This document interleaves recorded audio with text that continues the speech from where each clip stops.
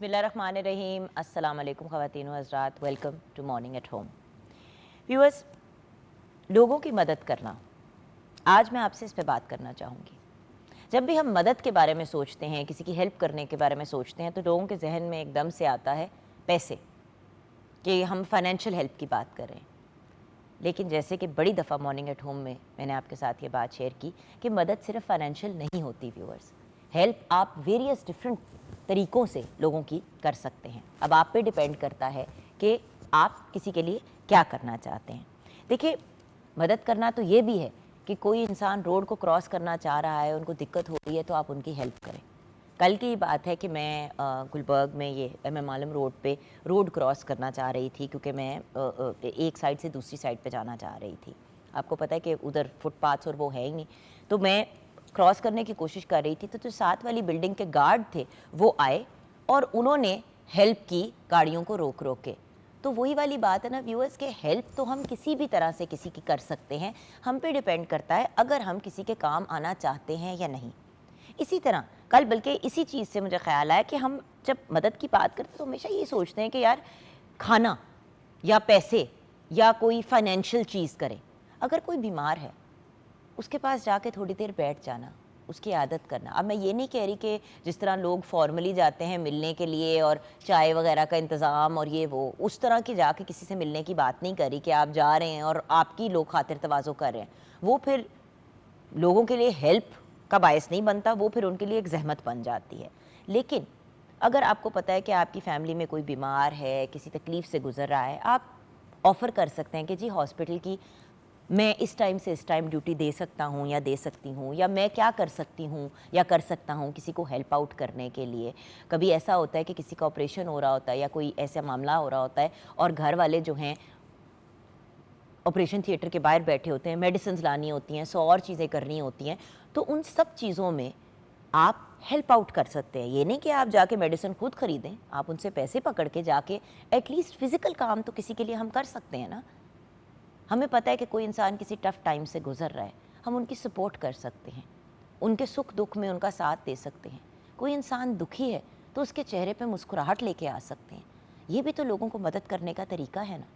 आपको पता है आपकी कोई फ्रेंड है, वो किसी तकलीफ़ से गुज़र रही है, किसी टफ़ टाइम से गुज़र रही है, ज़हनी दबाव से गुज़र रही है, आप उसके साथ बैठ के थोड़ा सुख दुख कर लें, उसकी बात सुन लें, उसकी पेन उसके साथ शेयर कर लें। ये भी तो मदद करने का तरीका है। और हाँ, अगर आप साहिब हैसियत हैं और आप फाइनेंशियली लोगों की हेल्प कर सकते हैं तो ज़रूर करें। देखिए, एक तरीका तो ये है कि एनजीओज़ और डिफरेंट जो गवर्नमेंट के भी इदारे हैं, आप उधर फाइनेंशियल हेल्प कर सकते हैं, चैरिटी के फॉर्म में डोनेशंस कर सकते हैं। लेकिन आप ख़ुद भी तो लोगों के लिए वन ऑन वन चीज़ें कर सकते हैं। हम सब के घरों में जो लोग अफोर्ड करते हैं, किसी ने एक, किसी ने दो, किसी ने 3 लोग अपने घर में काम करने के लिए रखे होते हैं। जो लोग आपके घर में जॉब करते हैं, सैलरी तो आप उनको देते ही हैं, लेकिन अगर उन लोगों के बच्चों की जो स्कूल की फ़ीस है, आप उसकी ज़िम्मेदारी उठा लें, या फिर आप उनके यूनिफ़ॉर्म उनको ख़रीद के दे दें, उनकी किताबें उनको ख़रीद के दे दें, तो ये भी तो हेल्प का एक तरीका है ना। देखें, 20, 25, 30 हज़ार रुपये की सैलरी में इंसान कितना को मैनेज कर सकता है। आजकल के जो फाइनेंशियल सिचुएशन है, बिजली का बिल होता है, गैस का बिल होता है, आपने अपना किराया देना है, बच्चों की फ़ीसें हैं, सौदा ख़रीदना है, मुर्गी गोश्त, हज़ार एक्सपेंसेस होते हैं। और अगर खुदा न खास्ता कोई बीमारी या कोई इशू हो जाए तो फिर उसके भी पैसे। पैसा तो एक ऐसी चीज़ है व्यूअर्स आजकल जो लिटरली पानी की तरह बह जाता है। अगर हम किसी की फाइनेंशियल हेल्प भी कर सकते हैं तो ज़रूर करें।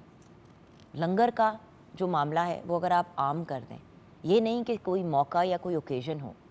आजकल क्योंकि मुहर्रम का महीना है, लोग जो हैं बहुत ज़्यादा जो हैं न्याज़ दे रहे हैं, कोई कीमे के नान दे रहा है, कोई बिरयानियाँ दे रहा है, मतलब लोग जो हैं वो एक पॉजिटिव काम करने की कोशिश करें। लेकिन अगर ये काम सारा साल हम करें तो क्या ये ज़्यादा बेहतर नहीं होगा? हफ्ते का एक दिन आप डिसाइड करें जिसमें आप बेशक दूध के जो छोटे टिक्की पैक होते हैं 250 ml के, जिसको पाव वाले पैकेट कहते हैं, अगर आप वो वाले पैकेट अपने पास रख लिया करें और जब भी बाहर निकलें अपने पर्स के अंदर या अपने बैग के अंदर 2-3 रखें। और जब भी कोई ऐसा इंसान आपको टकरे, बहुत से लोग आते हैं, ख़वातीन अपनी गोद में बच्चा लेके आती है कि जी बाजी बच्चे के लिए दूध ख़रीदने के पैसे नहीं हैं, तो आप उनको दूध पकड़ा दें। फ्लेवर्ड मिल्क्स मिलते हैं, वो आप रख सकते हैं। हज़ार तरीके میری ایک دوست ہوتی تھی, وہ اپنی گاڑی میں دال کے پیکٹ رکھتی تھی, کلو کے.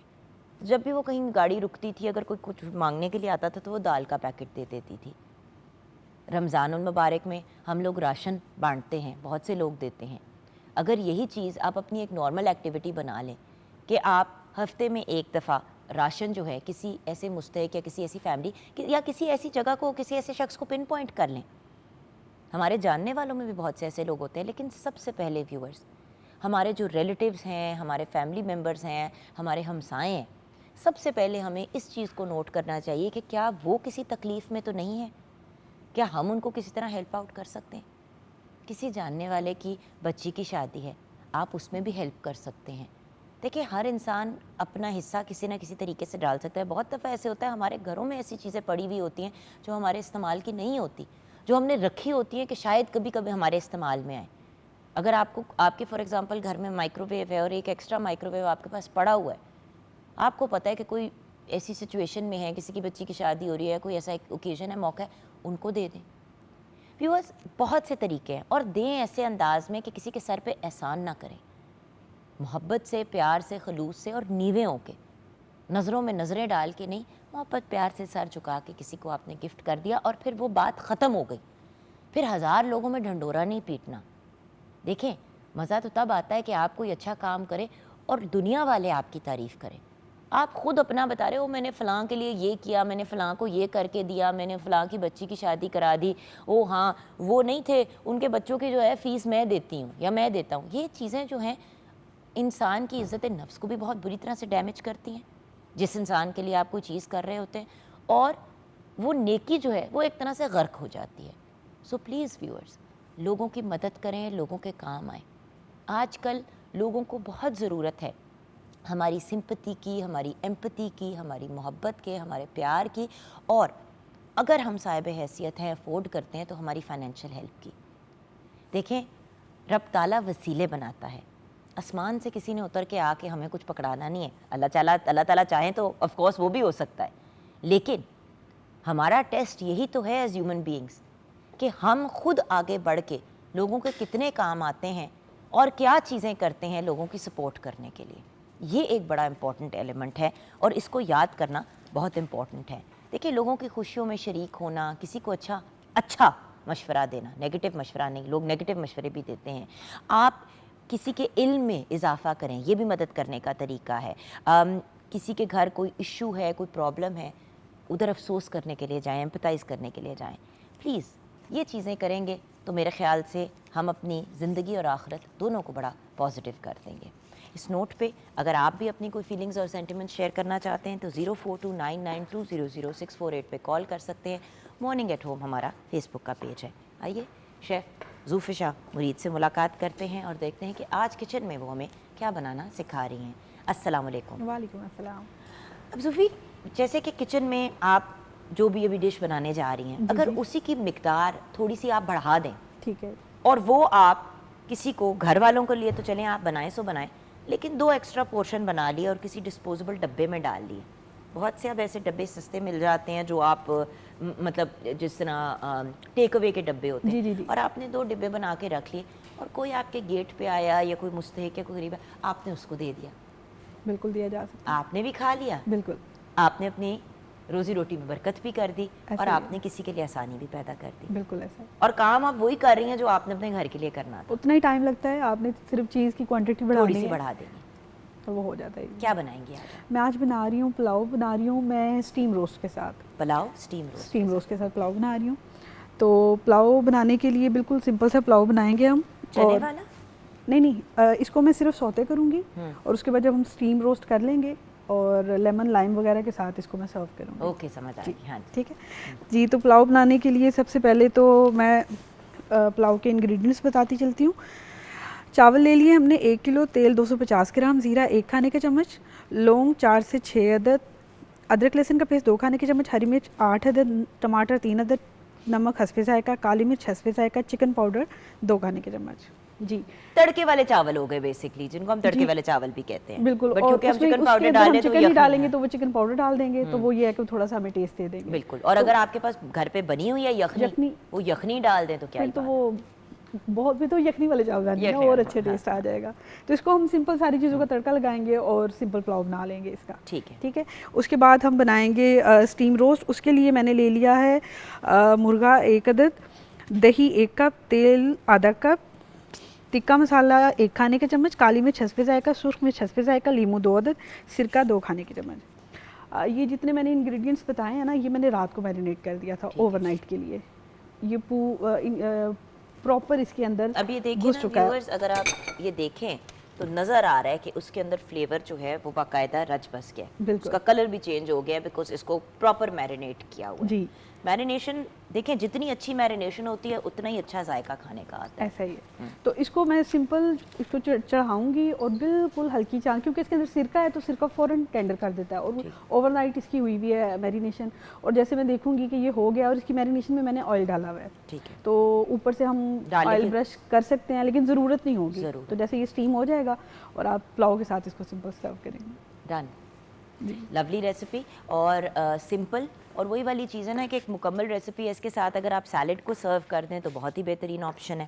اچھا ویورز, اب ایک بہت ہی اچھی خبر آپ کے ساتھ شیئر کرنا چاہتی ہوں جس کو سن کے لٹرلی دل خوش ہو گیا, کیونکہ آپ کو پتہ ہے کہ ویورز ہم کوشش کرتے ہیں at Pakistan television network and especially morning at home میں کہ جو بھی کوئی امیزنگ کسی کی اچیومنٹ ہو ہم آپ کے ساتھ ضرور شیئر کریں.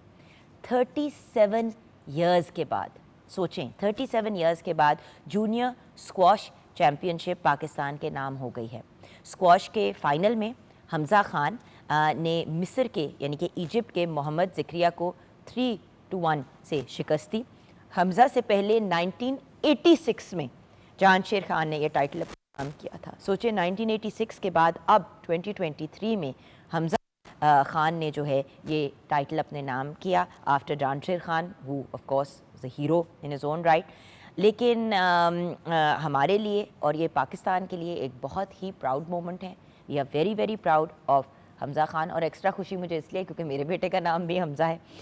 ہمارے آنریبل پرائم منسٹر میاں محمد شہباز شریف صاحب نے حمزہ خان کو مبارکباد بھی پیش کی اور ان کو بہت اپریشیٹ بھی کیا, اور ہم سب کی طرف سے بھی حمزہ خان کے لیے بیسٹ وشز ہیں. دعا ہے کہ اللہ پاکستان کو مزید ترقیاں دے اور ہمیں مزید ریزنز ملے ٹو سیلیبریٹ پاکستان. اور ویسے بھی ویورز آپ جانتے ہیں کہ اسکواش ایک ایسا سپورٹ تھا جس میں ہمارے ساتھ کوئی کمپیٹ کر ہی نہیں سکتا تھا. اتنے بریلینٹ پلیئرز ہمارے پاکستان سے نکلے ہیں, اور اب حمزہ خان سے بھی بہت میجر ہماری امیدیں ہیں. اللہ تعالیٰ ان کو کامیاب کرے.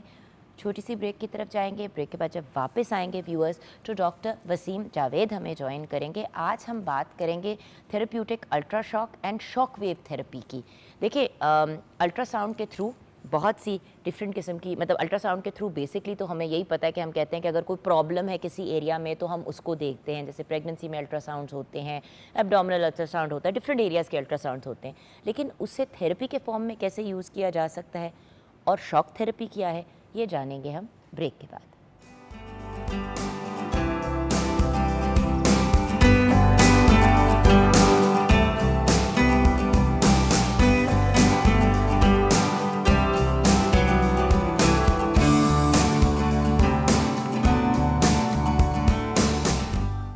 Welcome back from the break viewers. ہمارے ساتھ بہت ہی بریلینٹ پرسنالٹی ہیں, بلکہ بریلینٹ سے زیادہ بہت ہی نالجبل پرسنالٹی ہیں. بلکہ ابھی میں ان کو یہی انکریج کری تھی کہ کچھ اور ایریاز ہیں جن کے اندر ان کو وینچر کرنا چاہیے. بٹ انہوں نے بڑی پیاری بات کہی کہ بھئی جو میرا ایریا ہے میں اسی میں خوش ہوں. 10 سال سے زیادہ آپ کا اس فیلڈ میں ایکسپیرینس ہے. آپ کنسلٹنٹ فزیو تھراپسٹ ہیں. Physiotherapy, western medical acupuncture, body adjustment, osteopathy, اس کے علاوہ پین مینجمنٹ ہاتھوں کے تھرو ایڈوانس مشینری آپ کرتے ہیں. ڈاکٹر وسیم جاوید ہمارے ساتھ ہیں. السلام علیکم ڈاکٹر صاحب. وعلیکم السلام. ڈاکٹر صاحب سب سے پہلے تو جو امپورٹنٹ سوال ہے آج کا جو ہمارا ٹاپک ہے الٹرا ساؤنڈ اینڈ اس کے علاوہ شاک تھیراپی.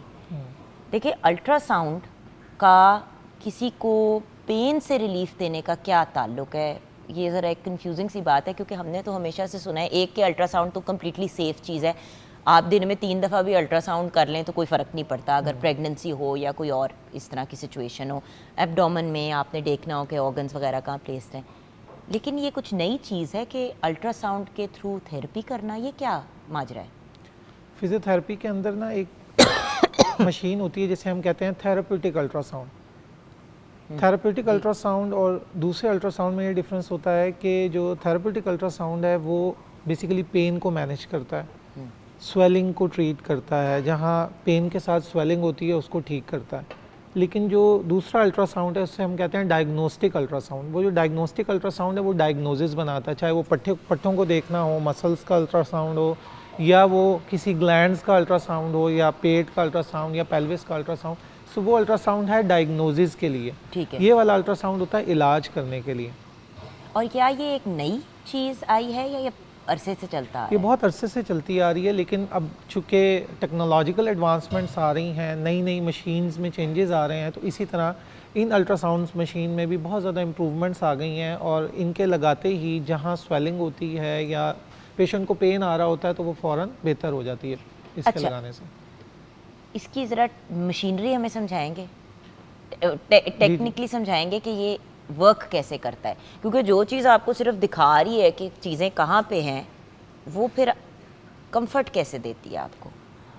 ہر ایک کی نا فریکوینسی میں فرق ہوتا ہے, یعنی کہ جو ڈائگنوسٹک الٹرا ساؤنڈ ہے اس کی مشین کا اسٹرکچر, اس کی جو میک ہے وہ بالکل ڈفرینٹ ہے. وہ صرف آپ کو ایک ویڈیو دکھا دیتا ہے کہ اندر کیا ہو رہا ہے. بالکل, اور وہ بھی بہت امپورٹنٹ ہے, وہ بھی ہم یوز کرتے ہیں ڈائگنوزس کے لیے. لیکن یہ جو مشین ہے اس کا فائدہ یہ ہوتا ہے کہ یہ جیسے ہی ہم لگاتے ہیں اس میں سے الٹرا سونک ویوز, چلے مشین کی طرف تاکہ ہم دکھا سکیں. ہاں جی, اس میں سے الٹرا سونک ویوز نکلتی ہیں. سر آپ یہاں آ جائیے تاکہ آپ کا چہرہ بھی نظر آ جائے. ہاں جیسے یہ اس میں اٹھا کے دکھا دوں, یہ دیکھیں ویوز. تو وہ کیا یہاں پہ ویڈیو آنی شروع ہو جاتی ہے؟ یہاں کوئی ویڈیو نہیں آتی, یہ صرف اس کی ایڈجسٹمنٹس ہیں. جیسے ہم سیٹ کرتے ہیں کتنی طاقت کی جو ہے نا ویوز ہم نے پیشنٹ کے اندر ڈالنی ہے, کتنی دیر کے لیے ڈالنی ہے, اور اس کے علاوہ جو ہے کتنی انٹینسٹی ہونی چاہیے اس کی, یہ ساری چیزیں اس پہ نظر آتی ہیں. Protocol treatment. اچھا ٹھیک ہے.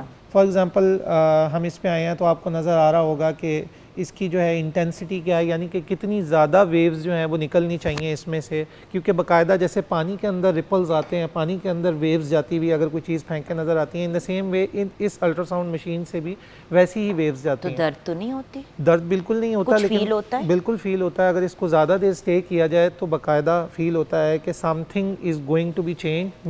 مرچیں سی لگتی ہیں, تھوڑی ہلکی سی جلن سی ہوتی ہے, اور اس سے پتہ لگتا ہے کہ چینج آ رہا ہے, ویوز نکل رہی ہیں. اور اس میں ہمیں فریکوینسی بھی پتہ چل سکتی ہے, موڈ بھی پتہ چل سکتا ہے, ڈوز الگوریدم, پروٹوکال یوز. اچھا, یعنی کہ یہ بڑی ایک کمپیکٹ سی machine, compact but very hi fi machine. بالکل ہائی فائی مشین ہے, لیٹسٹ ہے. اور اس میں ایون اگر کسی کو نہیں بھی پتا تو اس کے اندر پروگرامز ہیں, اگر پیشنٹ اس پروگرام کو سیٹ کر لے تو وہ خود سے بھی اس کو مینیج کر سکتے ہیں. اچھا ڈاکٹر صاحب, یہ کن لوگوں کو ہیلپ کرتی ہے؟ یہ ان لوگوں کو ہیلپ کرتی ہے اسپیشلی جن کو فار ایگزامپل کہیں چوٹ لگی اور سویلنگ ہو گئی, اور وہ چوٹ ہوتی ہے جو کہ اوپن وونڈز نہیں ہوتے, یعنی کہ بلڈ وغیرہ نہیں نظر آ رہا, اسکن بالکل صحیح نظر آ رہی ہے لیکن اندر ڈیپ پین آ رہی ہے, ان کے لیے ہم یوز کر سکتے ہیں. اسپرینز کے لیے یوز؟ ایگزیکٹلی, اسپرین, لیگامنٹس, کیونکہ دیکھیں نا آپ نے کہا کہ اندر چوٹ ہے, تو جس طرح کہتے پٹھے پھٹ گئے یا اسپرین آ گیا, یا مسل کبھی کبھی آپ کو پتہ نا ٹیڑھا ہو کے واپس آتا ہے تو بڑی پین کرتا ہے, کریمپنگ ہو جاتی ہے, ان سب کیسز میں یہ اچھے فائدے دیتی ہے. ٹھیک ہے, اوکے. اب میں بات کرنا چاہوں گی اس کی, کیونکہ آج ڈاکٹر صاحب میں نے آپ سے ایک اور بات کرنی ہے جو ہم نے پہلے تو نہیں ڈسکس کی تھی, but I do want to talk to you about that is fibromyalgia, کیونکہ اس کے بارے میں بھی بڑی آج کل بات ہو رہی ہے کہ پین ہے لیکن پتہ نہیں کیوں, لیکن اس پہ ہم آئیں گے. یہ کیا ہے؟ یہ شاک ویو تھیراپی مشین, اور شاک ویو تھیراپی مشین کا یہ پروب ہے جو کہ اس کی موومنٹ اس طرح سے ہوتی ہے بیک اینڈ فورتھ, اور یہ نارملی ان ایریاز میں یوز ہوتا ہے جہاں ٹائٹنس آ جاتی ہے, یہاں یا وہ ایریاز جہاں پن پوائنٹ پین ہے. سو ہم جیسے ہی ان جگہوں پہ یہ لگاتے ہیں مشین تو یہ باقاعدہ یہ والی ٹو اینڈ فرو موومنٹس کرتی ہے. اور یہ کیا شاک ویو اس طرح کی شاک ویو ہے جس طرح پہلے ہوتا تھا کہ کسی کو اگر دماغی کوئی ایشو ہوتا تھا تو ان کو الیکٹرک شاکس دیتے تھے, کیا یہ وہی چیز ہے؟ ناٹ ایٹ آل, یہ بالکل بھی وہ چیز نہیں ہے. کیونکہ شاک ویو تھیراپی کا جیسے ہی انسان سوچتا ہے نا ذہن میں یہ آتا ہے کہ دماغ کو کرنٹ دینا, تو وہ تو بڑی ڈرانی چیز ہے. نہیں, یہ بالکل بھی ایسی نہیں ہے. یہ شاکس بیسیکلی موومنٹ کے شاکس ہیں. یہ فار ایگزامپل اس ہڈی کے اوپر اگر پین ہو رہا ہے اور اگر میں اس پہ لگاتا ہوں یہ والی مشین تو باقاعدہ ہڈی کے اوپر سٹرائکس آتے ہیں. یہ وہ شاکس ہیں جو کہ بعد میں ہماری اسکن کے نیچے ایک پروٹین ہوتا ہے اس کو توڑتی ہے اور ہیلنگ سٹارٹ کر دیتی ہے. ٹھیک ہے. سو یہ اسپیسیفک پن پوائنٹ, اگر انجریز بتائیں کو کس جیسے ہیل پین لوگوں کو کامن ہے, एडी के अंदर बिल्कुल इस जगह पे पेन हो रहा होता है, एल्बो के ऊपर करंट जैसा पेन आ रहा होता है और बिल्कुल। समझ नहीं आती कि क्यों हो रहा है, आपने कहीं टच नहीं किया, कुछ नहीं किया, बट इलेक्ट्रिक आपको यहाँ पे लग रहा है बड़ी जैसे। शदीद दर्द आ रही हाँ है। जी हाँ जी। तो उस केस में भी जैसे कोई चीज़ पकड़ी है दर्द आ रहा है। अच्छा डॉक्टर साहब, फ्रोजन शोल्डर के लिए एग्जैक्टली फ्रोजन शोल्डर में होता यह है कि कैप्सूल जब टाइट हो जाती है, प्रोटीन शॉर्ट हो जाता है, तो उस पर भी ये लगाएं तो ये उस प्रोटीन को खोल देता है, रिलैक्स कर देता है। ठीक है, तो ये भी कैसे, इसके अंदर क्या क्या ऑप्शंस होते हैं? इसके अंदर भी बहुत सारे मोड्स हैं, जैसे लाइक हम शॉक सेट कर सकते हैं, इसमें ऑप्शन है शॉक्स की। इन द सेम वे इसमें भी फ्रीक्वेंसी सेट हो सकती है, इसमें भी मोड सेट हो सकते हैं। फॉर एग्जांपल अगर हम किसी भी चीज़ को स्टार्ट करते हैं तो मशीन जैसे ही ऑन होगी एक ख़ास पैरामीटर के साथ, फॉर एग्जांपल मैं अगर अभी इसको सिर्फ 1 सेकंड के लिए ऑन करने की कोशिश करूं तो होगा ये कि जैसे कि आपको आवाज़ आ रही होगी, इन दिस वे इट इस साइड वर्क्स। पे आएंगे सर? हाँ हाँ, अगर हम ये, हाँ ठीक है। अगर फॉर एग्जांपल मैंने रखा, मैंने अभी it is non painful, but ये स्ट्राइक्स हैं ऑब्वियसली, ये लगते हैं हाँ। बाकायदा एक Okay. खास बट फ्रीक्वेंसी इतनी जोर से नहीं है। हाँ जी, but it is use to heal दो स्ट्रक्चर्स जहाँ टाइटनेस आ गई है, शॉर्टिंग हो गई है, उसको और ये वो खुल नहीं रिलैक्स रहे। कर देता है, उसको खोल देता है। क्योंकि कई ऐसी चीज़ें हैं जो हमारी बॉडी में टाइटनेस में चली जाती हैं, कोई ऐसी चीज़ नहीं है हमें खोलने के लिए उसके लिए, so we use such kind of machinery, ये फ़ौरन पेशेंट को इमीडिएट रिकवरी दे देती है। ओके चले डॉक्टर साहब आ जाते हैं वापस फिर, ताकि मैंने कहा एक दफ़ा हम ज़रा लोगों को दिखा दें कि हम बात किस चीज़ की कर रहे हैं, क्योंकि जब हम इन चीज़ों की बात करते हैं ना सर, सबसे बड़ा इशू ये आता है कि लोग ये सोचते हैं कि पता नहीं ये कितनी पेनफुल होगी, इसमें किस मतलब किस किस्म की, और एक्सपेंसिव, एक तो एक्सपेंस भी आपको पता है एक बहुत मेजर ज़्यादा। चीज़ होती है। अच्छा, इस किस्म की चीज़ को कितनी दफ़ा करना पड़ता है? अल्ट्रासाउंड की बात कर लेते हैं, अल्ट्रासाउंड की से जब आप थेरेपी करते हैं तो कितनी देर तक आप? Ultrasound basically it's not an absolute treatment, यानी कि ये दूसरे इलाज के साथ हम इसको यूज़ करते हैं अल्ट्रासाउंड को। तो कौन से इलाज के साथ फॉर यूजुअली? एग्जांपल जैसे फिजियोथेरेपी में हम बाकी मैनुअल्स यूज़ कर रहे हैं, जैसे हमारी मैनुअल स्किल्स हैं, हम हाथ से पेशेंट को ट्रीट करते हैं, उसके साथ हम स्टार्ट में इसको यूज़ करते हैं ताकि जो एटलीस्ट स्वेलिंग है पेशेंट की वो कम हो जाए, और जब हम उस पर इलाज के लिए आएँ तो स्वेलिंग जो है पेशेंट की बढ़ ना जाए, पेशेंट की दर्द बढ़ ना जाए, तो ये दर्द और स्वेलिंग को कम कर देती है। बाकी जो अगले कंपोनेंट्स हैं वो हम हाथ से करते हैं। अच्छा सर, एक और बात, देखिए एक किस्म का पेशेंट तो 100% आप लोगों के पास आना चाहिए, अगर नहीं भी आता तो वो है फालिज का, जिनको अटैक हुआ होता है स्ट्रोक की वजह से, एक साइड या दूसरी साइड जो है उनकी काम नहीं कर रही काम नहीं कर रही होती या पूरी तरह नहीं कर रही होती। उन लोगों के लिए क्या ये थेरेपीज मुफीद रहती हैं? उन लोगों के लिए नॉर्मली बिल्कुल रहती हैं, क्योंकि फालिज के पेशेंट्स में usually half side of the body वो अफेक्टेड हो जाती है, तो उसमें नी के अंदर बहुत शदीद दर्द होता है, शोल्डर के अंदर बहुत शदीद दर्द होता है, फिंगर लॉक हो जाती है पेशेंट की, हाथ हिल नहीं रहा होता। सो उन केसेस में हम ज़रूर यूज़ करते हैं इसको, इसका फ़ायदा है। लेकिन ये ब्रेन को जाके, जो ब्रेन चूँकि काम करना छोड़ देता है फालिज में, उसको हील नहीं करती, लेकिन लोकल जो खराबियाँ हैं उसको ज़रूर भाई देखिए, आपको भी पता है, मुझे भी पता है कि आप किसी भी जिस्म के हिस्से को एक टाइम तक नहीं यूज़ करते वो खराबी की तरफ तो वो ख़राब होना शुरू हो बिल्कुल, जाता है। बिल्कुल। इसीलिए तो कहते हैं कि जिनको फालिज हुआ होता है वो अपनी मेडिकल ट्रीटमेंट तो करा रहे होते हैं, दवाइयाँ वगैरह, लेकिन फिजियोथेरेपी 100% रेकमेंड की जाती है। और जिनके मुंह को बुरी तरह अफेक्ट हुआ होता है उनको स्पीच थेरेपी भी रेकमेंड की बिल्कुल, जाती है, बिल्कुल। क्योंकि उनको फिर से नॉर्मल तरीके से बोलना सीखना पड़ता है, क्योंकि एक साइड मुंह का काम ही नहीं कर रहा नहीं होता। कर रहा होता, ऐसे ही। अच्छा डॉक्टर साहब, इसके बारे में और कुछ बताना चाहेंगे? क्योंकि उसके बाद मैंने आपसे फाइब्रोमाइल्जिया से रिलेटेड इसलिए पूछना है क्योंकि आजकल बहुत लोग इस चीज़ से तंग हैं। मैं इन दोनों के बारे में बस ये बताना चाहूँगा कि अल्ट्रासाउंड जो है वो यूज़ होता है दर्द को ठीक करने के लिए, स्वेलिंग को ठीक करने के लिए, और शॉक वेव भी यूज़ होती है जहाँ पिन पॉइंट दर्द आ रही है। सो अगर कोई भी पेशेंट इस तरह का है जिसको कहीं से कोई सोल्यूशन नहीं मिल रहा, तो उसको इसको ज़रूर एक दफ़ा ट्राई करना चाहिए, बिकॉज इसके बड़े अच्छे रिजल्ट्स हैं। लेकिन प्रॉपर मुस्तनद डॉक्टर के पास डॉक्टर जाके, बिल्कुल। जैसे कि डॉक्टर वसीम हमारे साथ हैं, हम इनको ट्रस्ट करते हैं, हम इनको जानते हैं, हमने लाइव आपके साथ डॉक्टर वसीम जावेद के पेशेंट्स भी शेयर किए हैं। मैं तो आज तक आपको दुआएं देती हूँ डॉक्टर साहब, वो जो एक लड़का आया था जिसकी स्पाइन बिल्कुल टेढ़ी थी, बिल्कुल और आपने कोई सर्जरी के बगैर उसकी ट्रीटमेंट के थ्रू ही उसकी रीढ़ की हड्डी बिल्कुल सीधी कर दी। बिल्कुल वही वाली बात मैं कह रही थी ना कि अल्लाह ताला वसीले ही भेजता है ना इस दुनिया में। अब बात यह है कि go to the right person. दुकानें हर किसी ने अपने घरों में खोली हुई हैं, प्रॉपर अकम्पलिश्ड रिनाउंड बंदे के पास जाएंगे तो वो बेहतर होगा। बिल्कुल। और पूछें, अच्छा किन चीज़ों का पूछना चाहिए डॉक्टर साहब जब आप किसी के पास जाएं फिजियोथेरेपी और इन चीज़ों के लिए? मतलब कि जैसे डॉक्टर साहब, जो लोग फॉर एग्जांपल कराची में बैठे हैं उनकी तो एक्सेस नहीं है आपसे, जो लोग इस्लामाबाद में बैठे हैं, तो ایسے لوگ جو فار ایگزامپل لاہور میں نہیں ہیں, ان کو کن چیزوں کو چیک کر کے جانا چاہیے فزیو تھراپی کے لیے, کیونکہ اچھے کی جگہ برا بھی ہو سکتا ہے. بالکل ایسے ہی.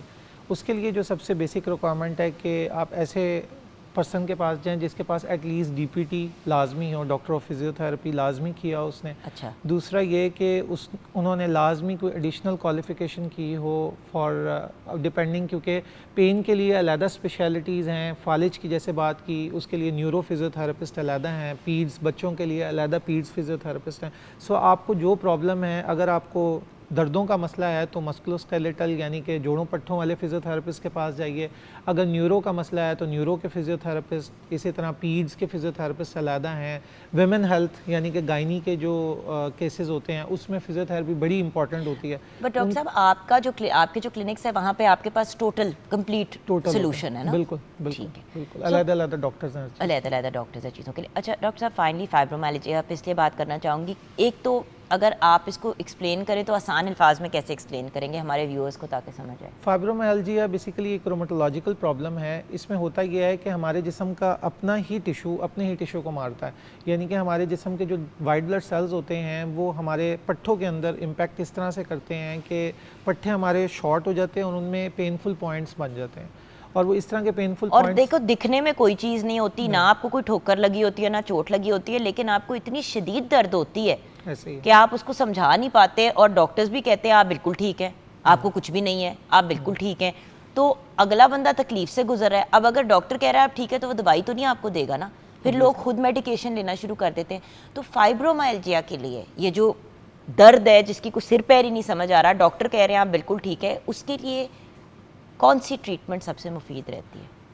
فائبرومائلجیا کے لیے جیسے یہ مشینریز لازمی یوز کرتے ہیں ہم دونوں اگر ایکیوٹ کیس ہے یعنی کہ ابھی تازہ فائبرومائلجیا ہے یا پیشنٹ کو بڑا شدید درد اس طرح کا ہے کہ اٹھ بھی نہیں سکتا, ان کیسز میں الٹرا ساؤنڈ کے بڑے اچھے ریزلٹس ہیں.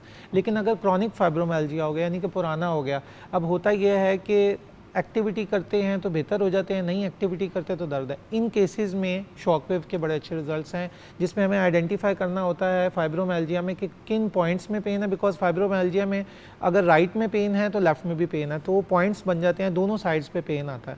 تو ہمیں پھر ان دونوں پوائنٹس کو سلیکٹ کر کے آئیڈینٹیفائی کر کے, کیونکہ باڈی میں فائبرومائلجیا کے اسپیسیفک پوائنٹس ہوتے ہیں جس میں سے ہم کہتے ہیں کہ for example 9 to 11 points positive ہوں گے تو اس کا مطلب ہے پیشنٹ کو پرابلم ہے. تو ہم ان پوائنٹس پہ باقاعدہ ان مشینز کو ٹریٹ کرتے ہیں, رکھتے ہیں. جیسے ہی رکھتے ہیں تو پیشنٹس کو رزلٹ آنا شروع ہو جاتے ہیں اور ریکوری آنا شروع ہو جاتی ہے. اینڈ میں ہمارے ویورز کو آپ کیا پیغام دینا چاہیں گے فرام فزیو تھراپی, ایکوپنکچر, ان سب کے پوائنٹ آف ویو سے؟ اس پرسپیکٹیو میں یہ کہوں گا کہ ہم تمام کے تمام لوگ ان ایکٹیو لائف گزار رہے ہیں. ہم بہت زیادہ جو ہے چیزیں گیجٹس یوز کر رہے ہیں, لیکن اس میں ہم ایک چیز مس کر جاتے ہیں, ہماری فزیکل ہیلتھ. ہم واک نہیں کرتے, ہم فزیکل ایکسرسائزز نہیں کرتے, ایون ہم ویٹ لاس کرتے ہیں with just diet, physical activity نہیں کرتے. So in that cases I would recommend کہ آپ لازمی فزیکل ایکٹیویٹیز کریں. اولڈ ایج میں منیمم 2000 اسٹیپس جو کہ 60+ ایج ہے, اور اگر ینگ ایج یا ایڈلٹ ایج ہے ان کیسز میں کم سے کم 13,000 اسٹیپس تک آپ لازمی چلیں روزانہ. 13,000 اسٹیپس جو کہ ایک ایکٹیو لائف اسٹائل کنسیڈر کیا جاتا ہے. ٹھیک ہے, تو آپ اتنے اسٹیپس لازمی چلیں تاکہ آپ ایک اچھی لائف گزار سکیں, اور اپنی ڈائٹ جو ہے اس کو جتنا اچھا رکھ سکتے ہیں وہ رکھیں. بیکاز ہیلدی ڈائٹ لیں گے, اسی طرح ہیلدی مائنڈ, ہیلدی باڈی ہوگی تو آپ ایک اچھی زندگی گزار سکتے ہیں, اور پھر فزیو تھراپی کی ضرورت ہی نہیں پڑے گی نا. بالکل بھی نہیں پڑے گی. بات پتہ ہے کیا ہے ڈاکٹر صاحب, ہمارے اب جس طرح ہم کب سے کہہ رہے ہیں 10,000 اسٹیپ سے زیادہ کریں, بٹ آپ نے کہا کہ بھئی ینگر پرسن 13,000 اسٹیپس آپ کو کرنے چاہیے. اگر آپ اس ایج میں 13,000 کے مطلب ینگر ایئرز میں 13,000 اسٹیپس ڈیلی کے کریں گے تو جب تک آپ اولڈر ایج 60+ میں جائیں گے تو آپ نیچرلی 10,000 اسٹیپس خود ہی کر لیا کریں گے. پھر یہ کہنے کی ضرورت نہیں پڑے گی کہ کم از کم 2,000 اسٹیپس تو کریں. بیکاز یو سی سب سے بڑا ایشو آج کل یہ ہے کہ ہماری زندگیاں اتنی انیکٹیو ہو گئی ہیں. بالکل, ہم بسترے سے نہیں اٹھتے, ہم صوفوں سے نہیں اٹھتے, جہاں بیٹھ گئے وہاں بیٹھ ہی گئے. میں ایک دن یہی بتا رہی تھی ویورز کو کہ میں نے اپنے اسٹیپس گن رہی, میں نے اسی لیے یہ گھڑی پہننی شروع کیا کہ میں اپنے اسٹیپس گن سکوں. ڈاکٹر صاحب میں حیران تھی, ایک دن میں نے ایکسرسائز نہیں کی اور نارمل جس طرح میں نے کہا لیٹ سی کتنے اسٹیپس ہوتے ہیں, 2200 2300 اسٹیپس ہوئے تھے. یعنی کہ 2200-2300 اسٹیپس ہوئے تھے. مطلب یہ تو کچھ بھی نہیں ہے. کچھ بھی نہیں. کیوں؟ کیونکہ ہم ابھی یہاں سے اٹھیں گے, ادھر جا کے میٹنگ کریں گے مارننگ شو کی, وہاں سے پھر آگے اگر ریکارڈنگ ہے, جو ڈرامے کی شوٹ ہے وہاں پہ جائیں گے, مطلب ہر جگہ بیٹھنا ہی ہے. بہت زیادہ. تو جب بیٹھے رہیں گے آل دا ٹائم تو باڈی نے تو چلنا ہی نہیں ہے. ایسے ہی گاڑی کو بھی آپ نہ چلائیں ایک عرصے تک تو اس کی بیٹری ڈیڈ ہو جاتی ہے, ڈیڈ ہو جاتی اس کے پارٹس خود ہی خراب ہونے شروع ہو خراب جاتے ہونا ہیں. شروع. Very true. Thank you so much doctor صاحب Please, جوائن کرنے thank کا. you very انشاءاللہ much. نیکسٹ ٹائم جب آپ کو بلائیں گے تو ہم آن ایئر جو ہے اپنے ویورز کو دکھائیں گے بھی, کہ سب سے بڑا ریزن ڈاکٹر صاحب کو بلا کے آن ایئر آپ کو دکھانے کا ویورز یہی ہوتا ہے کہ جو لوگ ڈرتے ہیں فزیو تھراپی سے, ان کو لگتا ہے پتہ نہیں کیا ہے یہ ایک تھراپی ہے اور یہ ایک بڑی کمفرٹ دینے والی تھراپی ہوتی ہے, اور اگر تھوڑی ہلکی پھلکی تکلیف ہو بھی تو اس کے بعد جو سکون آتا ہے وہ اس تکلیف سے کئی گنا زیادہ ہوتا ہے. سو پلیز اپنا بھی خیال رکھیں اور اپنے ارد گرد والوں کا بھی خیال رکھیں. چھوٹی سی بریک کے بعد واپس آئیں.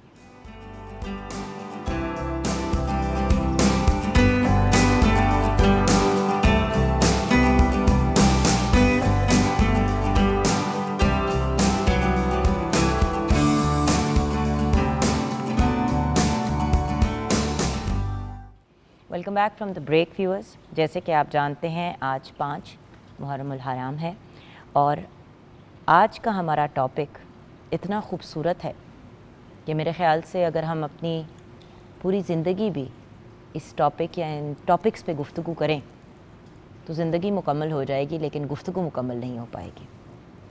آج ہم بات کریں گے مولائے کائنات حضرت علی کرم اللہ وجہہ پہ, اور سیدہ کائنات حضرت فاطمہ رضی اللہ تعالیٰ عنہا. ان دونوں پرسنالٹیز کی فضیلت اور ان سے ہم کیا سیکھ سکتے ہیں, اور آج کل جو معاملات اور زندگی جس طریقے سے چل رہی ہے ہم ان کو دیکھ کے اپنی زندگیوں کو کیسے بہتری کی طرف اور پازیٹیوٹی کی طرف لے کے جا سکتے ہیں. سب سے پہلے آپ کی ملاقات کرانا چاہوں گی, ہمارے بہت ہی پیارے بھائی ہیں, آپ ایک یونیورسٹی میں اسسٹنٹ پروفیسر بھی ہیں, ایک ریناؤنڈ اسلامک اسکالر ہیں, ڈاکٹر سید حامد فاروق بخاری ہمارے ساتھ ہیں. السلام علیکم بھائی. وعلیکم السلام. آپ کے ساتھ ہمیں جوائن کیا ہے ہماری ٹیم کا بہت امپورٹنٹ حصہ ہیں, رائٹر ہیں, خود بھی ایک بہترین ہوسٹ ہیں, اسکالر ہیں, اور ماشاءاللہ پی ایچ ڈی بھی آپ نے اپنی ریسنٹلی مکمل کی ہے. ڈاکٹر علی وقار قادری ہمارے ساتھ ہیں. السلام علیکم علی بھائی. وعلیکم السلام. اور ایک انٹرنیشنلی رناؤن بہت ہی بریلینٹ ثنا خواہ ہمارے ساتھ ہیں, بہت ہی خوبصورت آواز کے مالک ہیں اور بہت ہی خوبصورت نعتیہ کلام بھی پیش کرتے ہیں. احمد علی دانش ہمارے ساتھ ہیں. السلام علیکم. وعلیکم السلام ورحمۃ اللہ وبرکاتہ. سب سے پہلے تو اگر ہم ویسے تو ہم اپنی زبان سے کیسے ان عظیم ہستیوں کی فضیلت بیان کر سکتے ہیں, لیکن ان کی فضیلت پہ اگر ہم بات کریں ان دو عظیم ہستیوں کی. جی علی بھائی. بسم اللہ الرحمن الرحیم. اللہم صلی علی محمد وعلی آل محمد. بہت شکریہ. دیکھیے ان مقدس ہستیوں کی فضیلت میں ہم نے کیا بات کرنی ہے جن کی فضیلت پر قرآن مجید خود کلام کرتا ہے, قرآن مجید خود جن کو بیان کرتا ہے, اور جن کی فضیلت قرآن کے موضوعات میں سے ایک باقاعدہ مستقل موضوع ہے. سب سے پہلے ہم قرآن مجید سے ہی آغاز کرتے ہیں. حضرت مولائے کائنات اور حضرت جناب سیدہ کائنات, ان دونوں حضرات کی شخصیت قرآن مجید سے اگر پوچھا جائے تو رسول اللہ صلی اللہ علیہ وسلم نے, قرآن مجید نے بہت سارے مقامات پر ان کا تذکرہ کیا, ان کی فضیلت بیان کی, ان کی سیرت کو بیان کیا, ان شخصیات کا اٹھنا بیٹھنا بیان کیا, ان کا عمل بیان کیا, ان کا کھانا پینا بیان کیا, ان کے غرض و مقاصد بیان کی. دیکھیے ہم جب قرآن مجید کو کھولتے ہیں تو سب سے پہلے ہمارے سامنے آتی ہے آیہ تطہیر, انما یرید اللہ لیذھب عنکم الرجس اہل البیت. اللہ یہ چاہتا ہے کہ اہل بیت محمد صلی اللہ علیہ وسلم تم سے ہر طرح کا رجس, ناپاکی, میل کچیل دور کر دیں. اب رجس, ناپاکی, میل کچیل, اس کے دو طرح کے اطلاقات ہیں. دیکھیے ہمارے ہاں ایک مسئلہ یہ ہے کہ ہم فضیلت کو محض فضیلت سمجھ لیتے ہیں, جبکہ اہل بیت وہ شخصیات ہے کہ ان کی ہر فضیلت سے عملی زندگی کا ایک اسپیکٹ سامنے آتا ہے. بالکل. اچھا, اب یہ جو کہا گیا نا, آپ نے یہ آیت کئی دفعہ سنی ہے, ہم پڑھتے ہیں کہ ہر میل کچیل دور کرے اور ان کی فضیلت ہوگی. یہ ختم نہیں ہوئی بات, بلکہ ہوا یہ کہ جب رسول اللہ سے پہلے تو یہ سمجھ لیں رسول اللہ صلی اللہ علیہ وسلم سے پوچھا گیا کہ یا رسول اللہ وہ اہل بیت کون ہیں جن سے اللہ ہر طرح کا رجس دور کرنا چاہتا ہے. حضور نے فرمایا وہ علی ہیں, وہ فاطمہ ہیں, اور وہ ان کے بیٹے ہیں حسن اور حسین. اچھا, اب میل کچیل کیا ہے, لغت پر آ جائیں.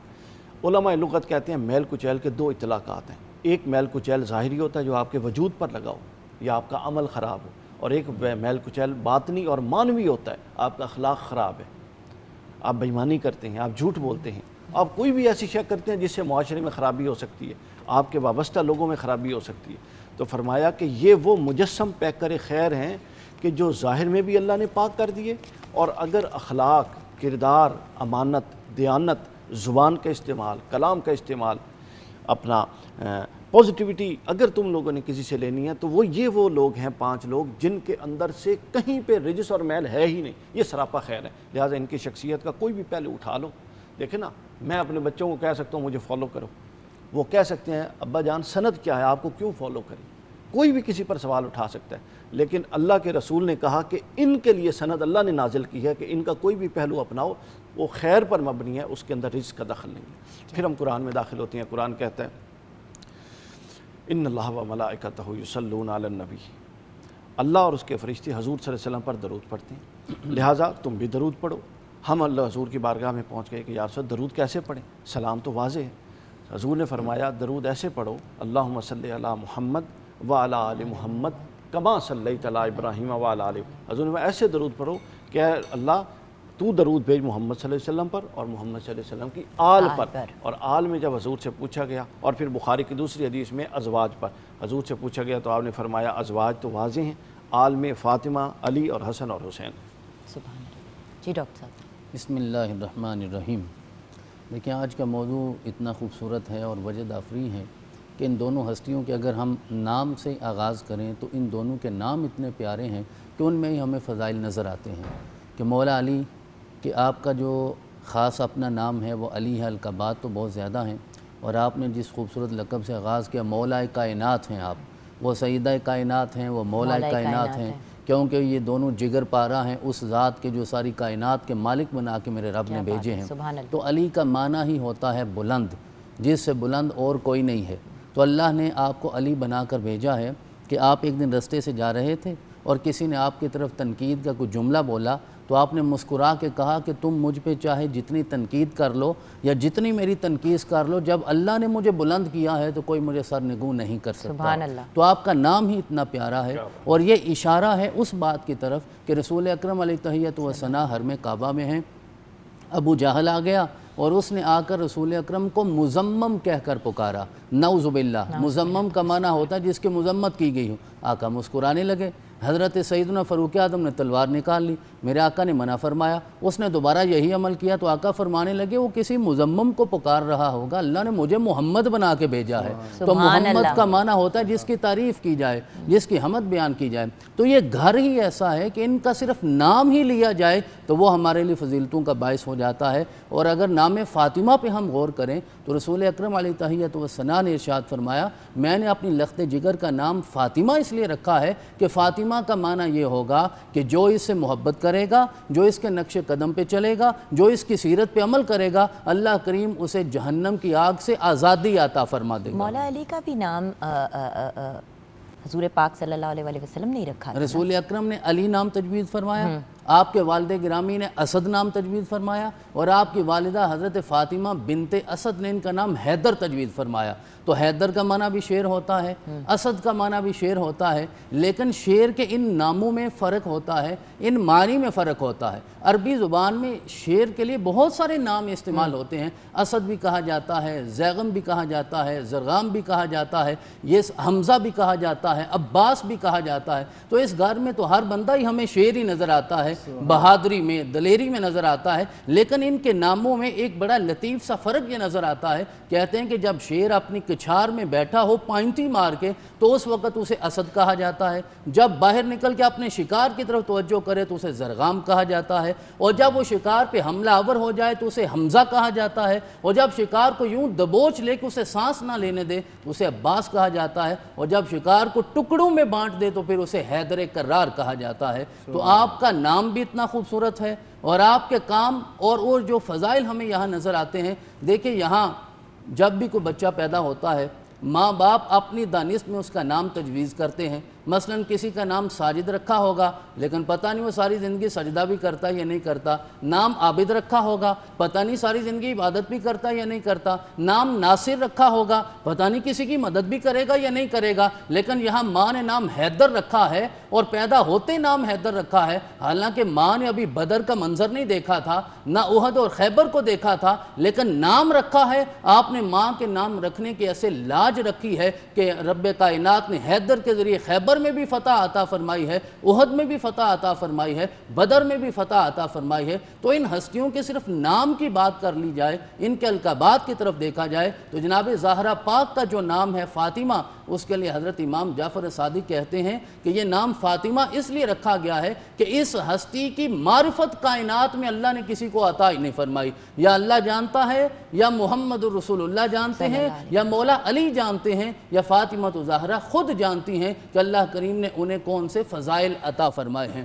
تو مقدر کی بات کی جائے وہ بھی اس گھر میں نظر آتا ہے, نصیب کی بات کی جائے وہ بھی اس گھر میں نظر آتا ہے, فضیلت کی بات کی جائے وہ بھی اس گھر میں نظر آتا ہے. علی کی اب ہم شان کیا بیان کر سکتے ہیں جس کی طرف ڈاکٹر صاحب نے اشارہ فرمایا کہ علی پیدا کعبے میں ہوتے ہیں, کعبہ میں پیدا ہو کر پہلی نظر کعبہ نہیں دیکھتے جب تک کعبے کا کعبہ محمد رسول اللہ سامنے نہیں ہوتے, اس وقت تک اپنی آنکھیں نہیں کھولتے. اب اس عمل کو کعبے میں پیدا ہونے کو مقدر کہا جائے تو وہ بھی علی کا ہے, فضیلت کہی جائے تو وہ بھی علی کی ہے. تو سارے فضائل ہمیں ان ہستیوں میں نظر آتے ہیں. یہ گھر ہی ایسا ہے کہ اللہ کریم نے 114 صورتوں میں ان کے فضائل کو بیان فرمایا ہے. کہیں اجتماعی فضائل نظر آتے ہیں, کہیں انفرادی فضائل نظر آتے ہیں. حضرت ضیاء الامت حضرت جسٹس پیر محمد کرم شاہ الازہری دور حاضر کے بہت بڑے مفسر گزرے ہیں. آپ نے تفسیر لکھی ہے ضیاء القرآن.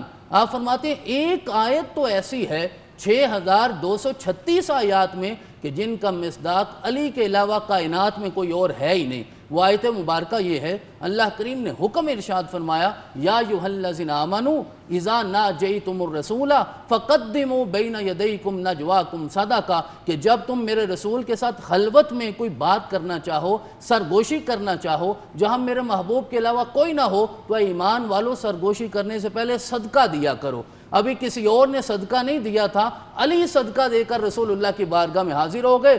جا کے اللہ کے رسول کی بارگاہ میں راز کی باتیں پوچھی. جب علی باہر نکلے میرے رب نے اس آیت کے حکم کو اٹھا لیا, اسے منسوخ کر دیا. تو آج تک علی کے علاوہ اس آیت کا ہمیں کوئی مصداق نظر نہیں آتا. تو انفرادی فضائل ہیں وہ بھی قرآن میں نظر آتے ہیں, اجتماعی فضائل ہیں وہ بھی ہمیں قرآن میں. یہاں پہ ایک اور ضروری بات ویورز کہنا چاہوں گی. آج کل لوگ اپنے بچوں کے نام رکھ رہے ہیں بالکل سوچے سمجھے بغیر. سننے میں اچھا لگا, یا فلاں سیلیبریٹی یا فلاں جاننے والے کا نام. خدارا پلیز بچوں کے نام بہت سوچ سمجھ کے رکھا کریں, کیونکہ اس سے ان کا پورا فیوچر ڈیفائن ہوتا ہے. کیونکہ آپ نے ناموں کی بات کی تو میں نے کہا آج اس دن کی مناسبت سے ایک یہ پیغام ضرور ویورز کو دوں, کیونکہ مجھے علی بھائی نے یہ بات کافی عرصہ پہلے سمجھائی تھی کہ بہن جب بھی کوئی نام رکھے یا کوئی پوچھے یا سجیشن کرے تو سوچ سمجھ کے. آپ کے نام کا آپ کی پوری پرسنالٹی, آپ کے پورے مقدر پہ بہت اثر ہوتا ہے. اور پھر اگر بچے کا نام رکھے تو اس نام کی آپ ایز پیرنٹس پہلے لاج رکھیں, اس کو اس طریقے سے گروم کریں تاکہ آگے جا کے وہ پھر اس نام کی لاج رکھے اور آپ کی عزت کو بھی برقرار رکھے. جی سر, بات کو آگے بڑھاتے ہوئے. جی ہاں بالکل ایسے ہی ہے. جس طرح آپ نے ناموں کی بات کی, حضور اسلام کی سنت تھی کہ آپ نے بہت سارے ایسے لوگ جب اسلام قبول کر کے آئے اور ان کے ناموں کے اندر کہیں کوئی کجی تھی تو حضور نے نام بدل دیے. اچھا اب ضروری نہیں ہے کہ کجی کے لیے ہی بدلے جائیں. اب دیکھیے حضرت امام حسن اور امام حسین کا نام حضرت مولا علی نے بعض روایات کے مطابق شبر اور شبیر رکھا, بعض کے مطابق حرب رکھا, بعض کے مطابق حضرت اپنا ایک دو اور نام بھی روایت میں آئیں. لیکن اب یہ نام بڑے اچھے ہیں, لیکن نور علی نور حضور علیہ الصلوۃ والسلام نے اگر کوئی نام خیر پر مبنی ہے اور اس میں اور زیادہ خیر درکار ہے تو اس کو بھی چینج فرما دیا آپ نے. اب اصل نام جو ان کو عطا فرمائے وہ فرمایا حسن اور حسین, اور حضور نے فرمایا یہ وہ نام ہے جو اللہ نے اپنے نور کے جلوے میں رکھے ہوئے تھے, جنت کے ناموں میں سے ہیں, اور روئے زمین پر یہ پہلا حسن ہے اور یہ پہلا حسین ہے. نہ اس سے پہلے کوئی حسن ہوا نہ حسین ہوا, اس کے بعد اب حسن بھی ہوں گے ان کی وجہ سے اور حسین بھی ہوں گے. اب جب ان کی سیرتوں کی طرف ہم آتے ہیں تو دیکھیے بہت سارے فضائل ہیں, ختم نہیں ہو سکتے, لیکن اب میں براہ راست سیرت پر آنا چاہ رہا ہوں. جب آپ سیرت پر آئیں گے تو اہل بیت اطہار کی پوری سیرت کا خلاصہ پتہ کیا ہے؟ غریب پروری. بس ساری سیرت کا خلاصہ غریب پروری ہے۔ میں آپ کو ایک واقعہ سناتا ہوں۔ یہ واقعہ جب میں پڑھتا ہوں تو میں لرز جاتا ہوں۔ حضرت مولا علی کی شہادت ہو گئی۔ حضرت علی کی شہادت کو تیسرا دن تھا۔ امام حسن اپنا خلافت کے ممبر پر براجمان ہو چکے تھے، جامع مسجد کوفہ سے نماز پڑھا کے گھر آ رہے تھے، تو گزر رہے تھے تو تھوڑی جھاڑیاں تھیں، تو آبادی ظاہرہ کم ہوتی تھی ان دور میں، تو آپ نے کوئی کسی بزرگ کی، بابے کی، بوڑھے بندے کی چلانے کی آواز سنی، بڑے پریشان ہو گئے کہ یہ کون چیخ و پکار کر رہا ہے، ذرا توجہ کیجیے سیرت علی کیا ہے۔ اب وہ امام حسن گھر کے بجائے انہوں نے کہا چیک کروں کوئی مشکل نہ ہو مسئلے میں۔ جب چلتے چلتے چلتے آگے کہیں گئے تو درخت کے سائے میں ایک اندھا نابینا شخص بیٹھا تھا، برا حال، اور نیچے بوریا بٹھا کے اکیلا بیٹھا تھا۔ تو انہوں نے پوچھا کہ کیا ہوا ہے؟ اس نے کہا میں 3 دن سے بھوکا پیاسا ہوں، اور ایک شخص آتا تھا مجھے کھلاتا تھا، پتہ نہیں وہ کہاں چلا گیا۔ خیر ختم ہو گئی بات، امام حسن گئے گھر سے کھانا لائے، اس کے پاس بیٹھے 4 زانوں ہو کے اور اس کو چھوٹے چھوٹے لقمے بنا کے کھلانے لگے۔ وہ کھاتا رہا اور امام حسن سے باتیں کرتا رہا تھوڑی دیر بعد کہتا ہے کہ اے بیٹے تیرا نام کیا ہے؟ آپ نے نام بتایا۔ انہوں نے کہا مجھے ایک شک پڑ رہا ہے۔ اور امام حسن نے پوچھا کیا؟ فرماتے ہیں کہ تیرا لہجہ بھی اس شخص سے ملتا ہے جو مجھے کھانا کھلاتا تھا، سبحان اللہ، اور تیرا کھلانے کا انداز بھی اس شخص سے ملتا ہے جو مجھے کھلاتا تھا، اور تیرا لقمے بنانے کا انداز بھی اس شخص سے ملتا ہے، اور وہ 3 دن سے نہیں آیا۔ امام حسن رو پڑے اور فرماتے ہیں کہ آپ پھر صحیح پہنچے ہیں، وہ میرے بابا علی ہی تھے اور میں ان کا بیٹا حسن ہی ہوں۔ یہ وہ اہل بیت اطہار کی سیرت ہے جس کو آج اپنانے کی ضرورت ہے۔ سبحان اللہ۔ اور اسی کے ساتھ ایک چھوٹی سی بات، امام حسن جب اسی طرح ایک دفعہ گھر جا رہے تھے تو ایک شخص کو پریشان دیکھا، تو آپ نے پوچھا کیا بات ہے؟ اس نے کہا جی میں مقروض ہوں اور جس کا قرض دینا ہے وہ مجھے بہت پریشان کر رہا ہے۔ امام حسن گئے، اس کا 5,000، 8,000 اور 12,000 درہم، بہت بڑی اماؤنٹ ہے، 3 روایتیں، اس وقت تو اس کا بہت قرض بڑا۔ ادا کر دیا، قرض ادا کر دیا اور گھر روتے ہوئے آئے۔ یہ بات پلے باندھ، آج ہمیں اہل بیت کی یہ سیرت چاہیے۔ روتے ہوئے آئے، غلام نے پوچھا امام آپ نے تو اس کا مسئلہ حل کر دیا، اللہ نے آپ کے ذریعے، پریشانی کیا ہے؟ آپ فرماتے ہیں پریشانی یہ نہیں ہے مسئلہ حل کر دیا ہے، پریشانی یہ ہے کہ اس کو سوال کی زحمت ہوئی، وہ ہمسائے میں تھا تو مجھے پہلے ہی خبر ہونی چاہیے تھی کہ وہ مقروض ہے۔ کیا بات ہے۔ یہیں پہ اگر ہم کلام کی طرف پڑھیں اور مولا علی کی شان میں اگر کوئی کلام پیش کریں تو بہت ہی خوبصورت بات ہے۔ ہاں اہل نظر کی آنکھ کا تارا علی علی، اہل نظر کی آنکھ کا تارا علی علی،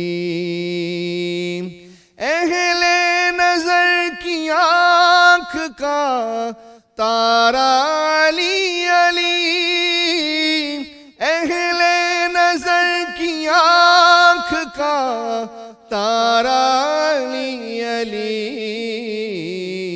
اہل وفا کے دل کا سہارا علی علی، اہل وفا کے دل کا سہارا علی علی،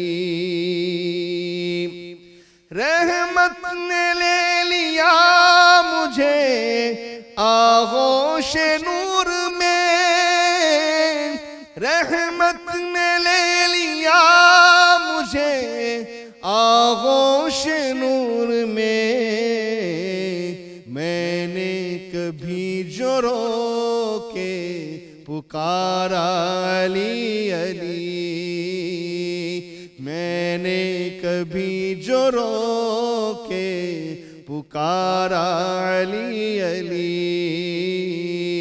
اہل وفا کے دل کا سہارا علی علی،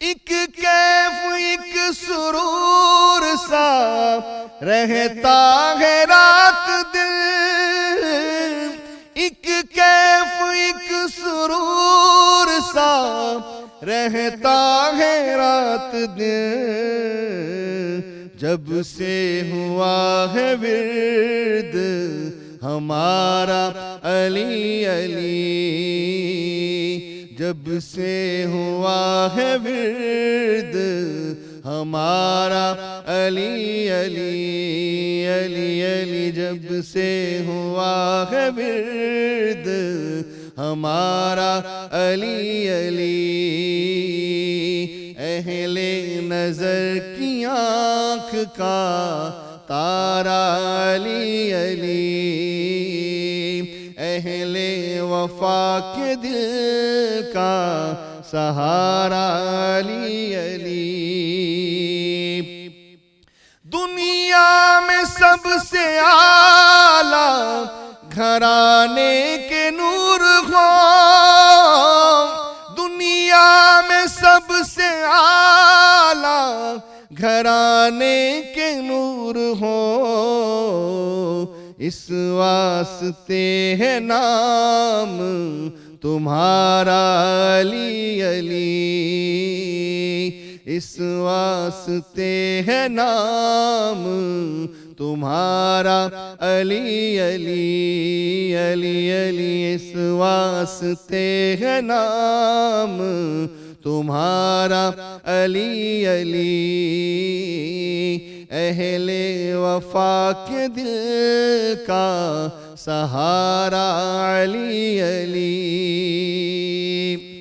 اعظم یہ مغفرت کی سند ہے ہمارے پاس، اعظم یہ مغفرت کی سند ہے ہمارے پاس، ہم ہیں علی کے اور ہمارا علی علی، علی علی، ہم ہیں علی کے اور ہمارا علی علی، ہم ہیں علی کے اور ہمارا علی علی، اہل نظر کی آنکھ کا تارا علی علی، اہل وفا کے دل کا سہارا علی علی، علی علی، اہل وفا کے دل کا سہارا علی علی۔ بے شک، سبحان اللہ، جزاک اللہ، بہت بہت شکریہ۔ ویورز، چھوٹی سی بریک کی طرف جائیں گے، بریک کے بعد گفتگو کا سلسلہ جاری رہے گا۔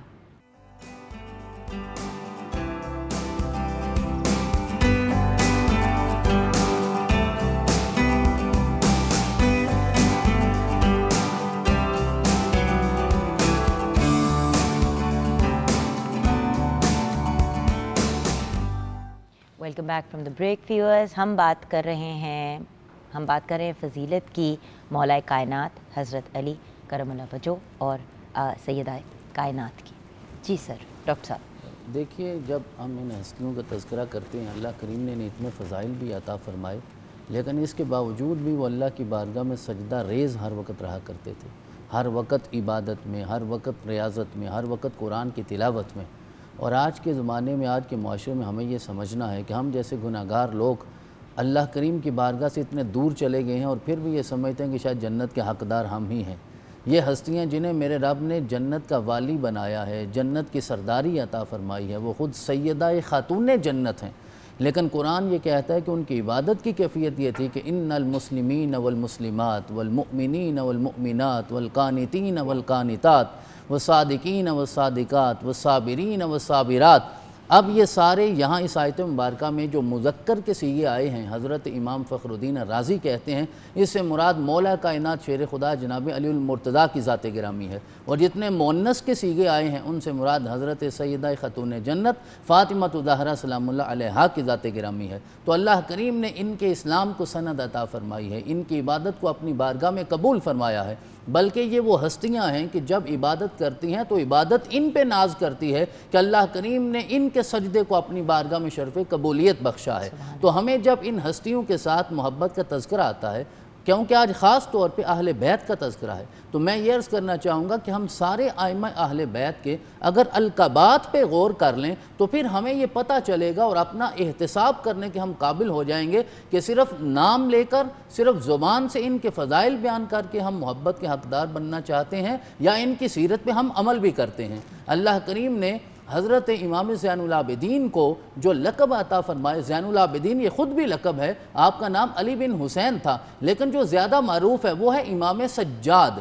سجاد کا مطلب یہ ہوتا ہے، یہ مبالغہ کا صیغہ ہے کہ آپ ہر وقت سجدہ ریز رہتے تھے۔ حضرت امام مالک فرماتے ہیں کہ ایک دن اور ایک رات میں آپ 1000 نوافل ادا فرمایا کرتے تھے، 1000 نوافل ادا فرمایا کرتے تھے۔ اب جو زین العابدین ہے، جو سجاد ہے، جو علی بن حسین ہے، وہ 1000 نوافل دن اور رات میں ادا کرتا ہے، ہم ان کا نام لیں اور فرائض بھی ادا نہ کر سکیں تو اس کا مطلب ہے کہ یہ محرم تقاضا کرتا ہے، اس کی حرمت یہ تقاضا کرتی ہے کہ ہم اپنا احتساب کریں۔ اگر حضرت امام جعفر صادق کا تذکرہ آتا ہے، اللہ نے انہیں صادق لقب عطا فرمایا، حضرت امام موسیٰ کو کاظم لقب عطا فرمایا۔ کاظم کا مطلب ہوتا ہے جو قزم الغیظ کرنے والا ہوتا ہے، یعنی جب آپ پہ کوئی ایسی کیفیت طاری ہو جائے کہ انسان اپنے غصے اور غضب پہ قابو نہ رکھ سکتا ہو تو اسے کاظم نہیں کہا جاتا۔ اللہ کریم نے اہل بیت اطہار کے ان سارے ائمہ کو آزمائش میں بھی ڈالا ہے، لیکن کوئی صادق ہے، کوئی سجاد ہے، کوئی باقر ہے، کوئی کاظم ہے، کوئی اللہ کی سر تپا رضا بن جاتا ہے۔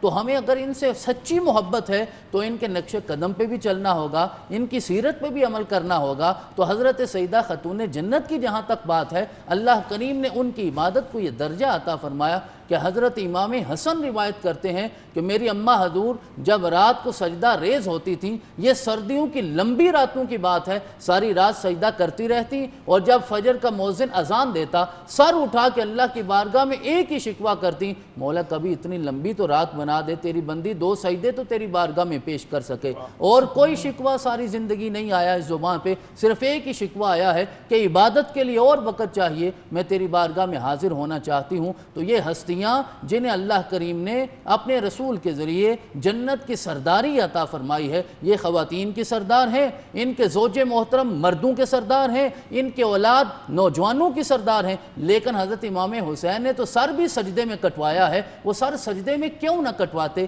یہ میں آخری بات عرض کرنا چاہوں گا کہ حضرت امام حسین نے سر اس لیے سجدے میں کٹوایا کہ انہوں نے اپنے ابا حضور کا بھی وہ سجدہ دیکھا تھا جس کے بارے میں مولا کائنات فرماتے ہیں میں اس وقت تک دوسرا سجدہ ہی نہیں کرتا جب تک وہ سارے نقاب اٹھا کے مجھے اپنا دیدار نہیں عطا فرما دیتا۔ تو آپ نے تو وہ سجدہ بھی دیکھا اور اماں حضور کا وہ سجدہ دیکھا کہ فجر ہو جاتی سجدہ ختم نہیں ہوتا تھا، وہ سجدے کی یہ لذت تھی۔ اور حضرت سیدہ فاطمہ زہرا سلام اللہ علیہا نے بطور ماں حضرت امام حسن کی تربیت کر کے دکھائی ہے، حضرت امام حسین کی تربیت کر کے دکھائی ہے، اور سب سے بڑھ کر حضرت سیدہ زینب سلام اللہ علیہا کی تربیت کر کے دکھائی ہے۔ اور اس تربیت کا یہ عکس نظر آتا ہے کہ آپ دربار یزید میں کھڑی ہو کر، یزید کو سامنے کھڑے ہو کر للکار کر یہ بتا رہی ہیں کہ وہ وقت آنے والا ہے کہ جب اللہ کریم کی بارگاہ میں کربلا کا مقدمہ کھلے گا اور میرے نانا وہاں وکیل بنیں گے، جبریل گواہ ہوگا، اور اس دن پتہ چلے گا کہ اہل بیت حق پر ہیں،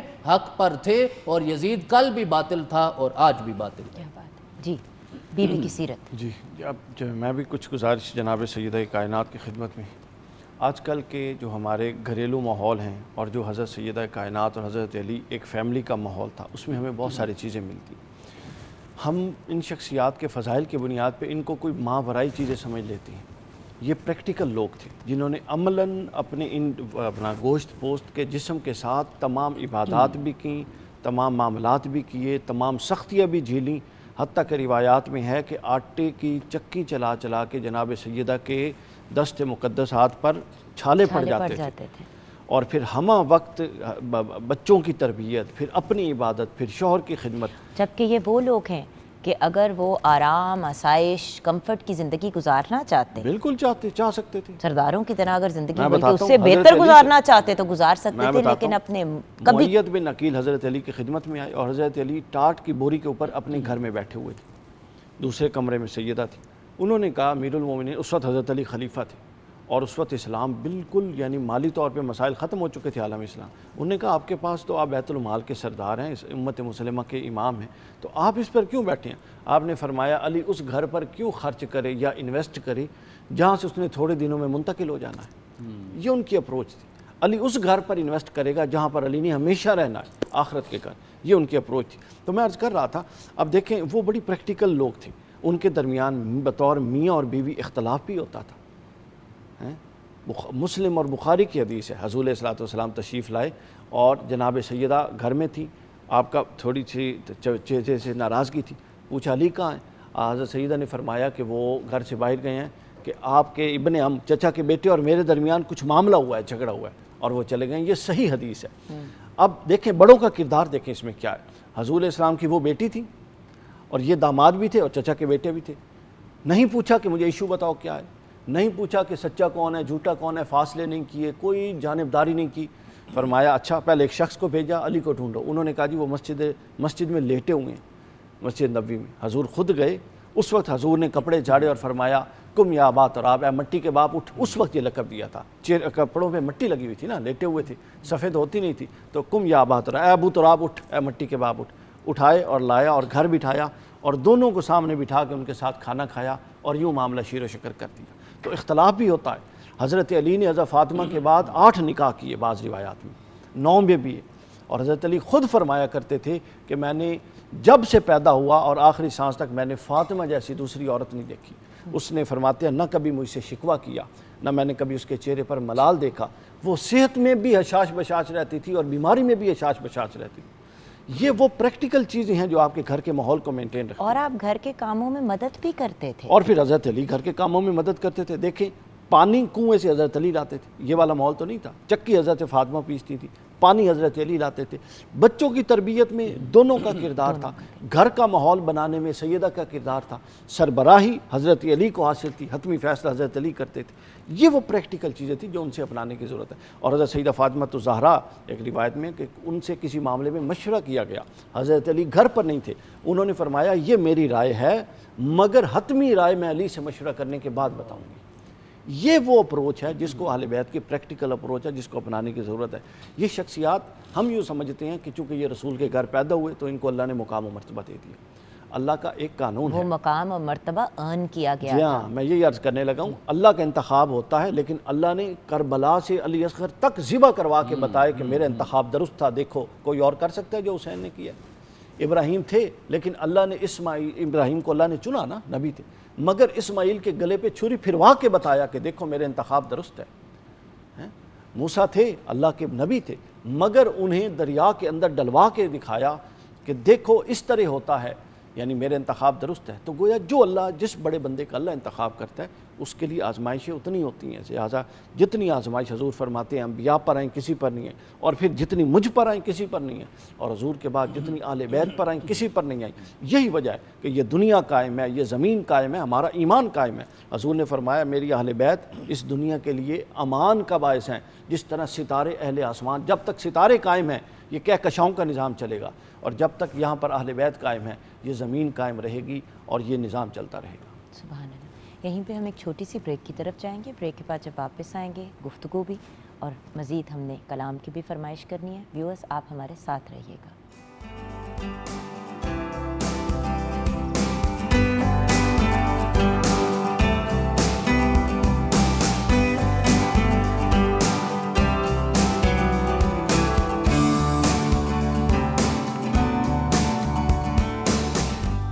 welcome back from the break viewers. آئیے کچن میں دیکھتے ہیں کہ کیا سچویشن ہے۔ جی زوفی۔ جی کھانا بالکل تیار ہے، پلاؤ بھی بن گیا ہے، ہمارا اسٹیم روسٹ بھی بن گیا ہے، رائتا سیلڈ سب ریڈی ہے۔ بہت بہت شکریہ، تھینک یو بیٹا۔ ویورز آج ہم نے ایک چھوٹی سی کوشش کی، ایک کاوش تھی کہ ہم بات کریں فضائل کی، مولا کائنات کی، سیدہ کائنات کی، ان کی سیرت سے ہم سیکھ کیا سکتے ہیں آج کل کی زندگی میں۔ اس کی طرف اشارہ تو علی بھائی نے کیا، لیکن اب گفتگو کو کنکلوژن کی طرف لے کے چلتے ہیں۔ جی ڈاکٹر صاحب۔ دیکھیے میں جس طرح ڈاکٹر صاحب نے فرمایا ہے کہ ان ہستیوں کی قربانیوں کو دیکھنا چاہیے، تو اللہ کریم نے قرآن عزیز میں ایک اصول بیان فرمایا کہ ان اللہ اشتری من المؤمنین انفسہم واموالہم بان لہم الجنہ، کہ اللہ کریم نے ایک ڈیل کی ہے مومنین کے ساتھ، اور وہ ڈیل یہ ہے کہ اگر تم اپنی جان اور اپنا مال مجھے دے دو گے تو میں اس کے بدلے تمہیں جنت عطا فرماؤں گا۔ یہ ایک اصول بیان ہو گیا۔ اب جو اپنی جان اور اپنا مال دے اللہ اسے جنت عطا فرماتا ہے، اور جو اپنا سارا گھر ہی قربان کر دے، علی اصغر تک 6 ماہ کا بچہ بھی قربان کر دے۔ حضرت بابا فرید الدین مسعود گنج شکر آپ ارشاد فرماتے ہیں کہ زکوٰۃ کی 3 صورتیں ہوتی ہیں۔ ہمیں مسلمانوں کو صرف زکوٰۃ کی ایک صورت کا ہی پتہ ہے کہ 2.5% زکوٰۃ دی جاتی ہے. آپ فرماتے ہیں ایک زکوٰۃ شریعت ہوتی ہے, ایک زکوٰۃ طریقت ہوتی ہے, اور ایک زکوٰۃ حقیقت ہوتی ہے.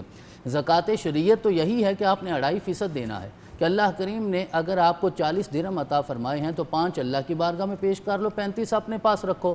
اور طریقت کی زکوٰۃ یہ ہے کہ اگر اللہ نے 40 دیے ہیں تو 35 اللہ کی بارگاہ میں پیش کرو اور صرف 5 اپنے پاس رکھو. اور زکوٰۃ حقیقت یہ ہے کہ 40 کے 40 ہی اللہ کی بارگاہ میں پیش کر دو. اور پھر آگے یہ جملہ لکھتے ہیں کہ کائنات میں زکوٰۃ حقیقت سوائے امام حسین کے کربلا میں کوئی اور دے نہیں سکا, کہ جنہوں نے 56 سال کا اپنا وجود بھی قربان کیا ہے اور 6 ماہ کا علی اصغر بھی قربان کر دیا ہے. تو ہمیں یہ دیکھنا ہے کہ ان ہستیوں کو جو جنت کی سرداری ملی ہے یہ فار گرانٹیڈ نہیں ہے کہ نبی کے نواسے ہیں اور جنت کے سردار ہو گئے. انہوں نے محنت کر کے یہ درجہ کمایا ہے. یہی بات ڈاکٹر صاحب آپ کی اجازت سے میں ویورز کو کہنا چاہوں گی. ویورز دیکھیں, جب مارننگ ایٹ ہوم میں ہم نارمل پروگرامنگ بھی کر رہے ہوتے ہیں تو میں آپ کو بار بار ایک ہی بات کہتی ہوں کہ دیکھیں زکوٰۃ ہم پہ فرض ہے, روزہ, حج, یہ جو ہمارے 5 پلرز آف اسلام ہیں یہ بیسک فاؤنڈیشن ہے. اب اس کے اوپر آپ نے کیا تعمیر کرنا ہے یہ میٹر کرتا ہے.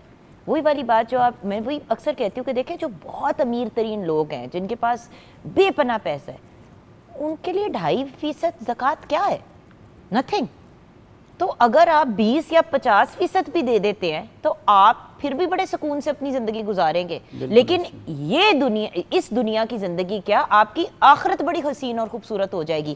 اس دنیا میں کیا کرنا ہے, یہ ساری چیزیں آپ نے یہیں پہ چھوڑ کے چلے جانا ہے. ہم نے ارب پتی کھرب پتی لوگ اس دنیا سے ڈاکٹر صاحب جاتے ہوئے دیکھے, کیا لے کے گئے اپنے ساتھ؟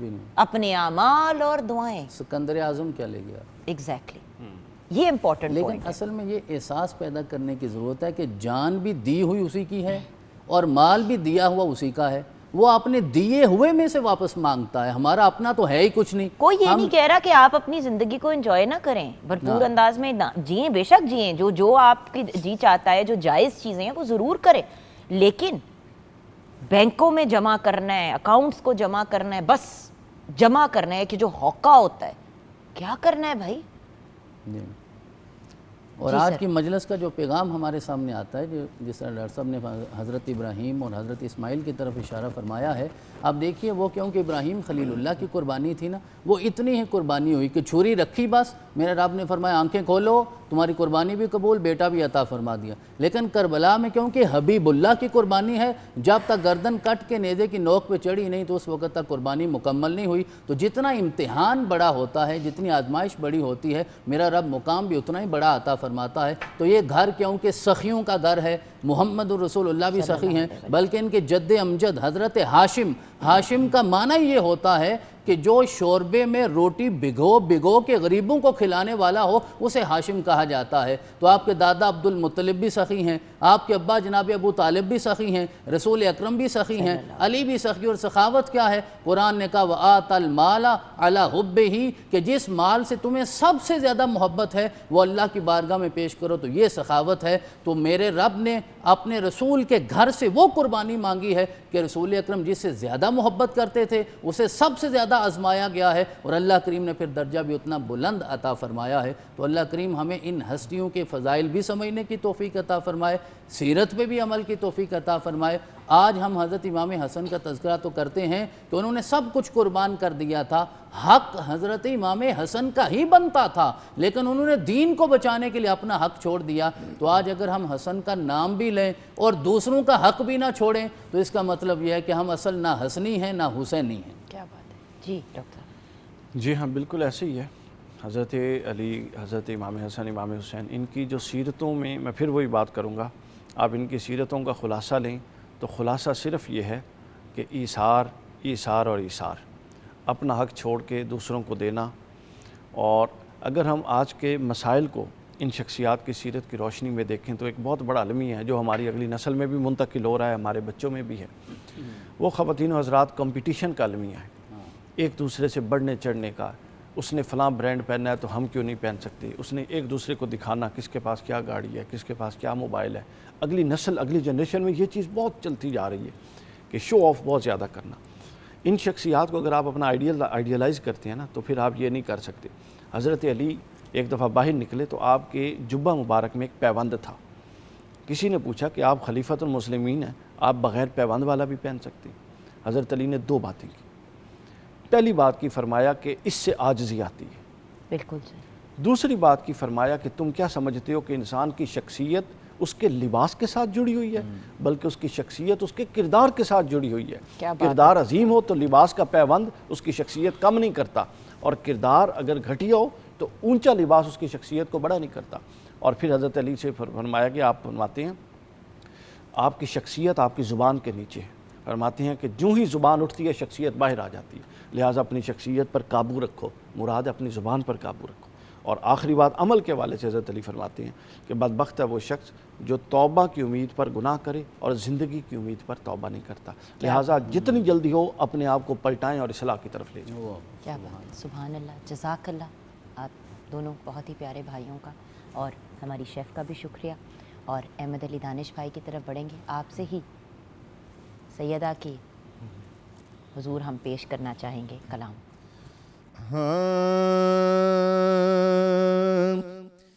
بٹتا ہے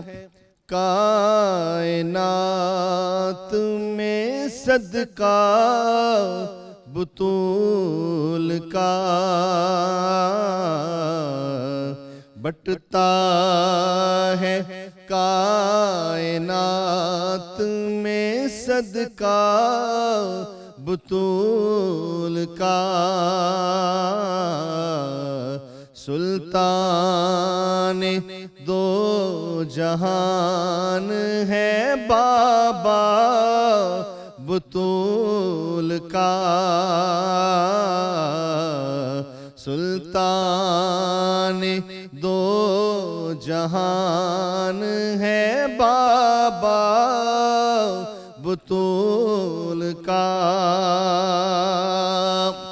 ان کے ہی ذکر سے ہمیں عزت ملی ہوئی،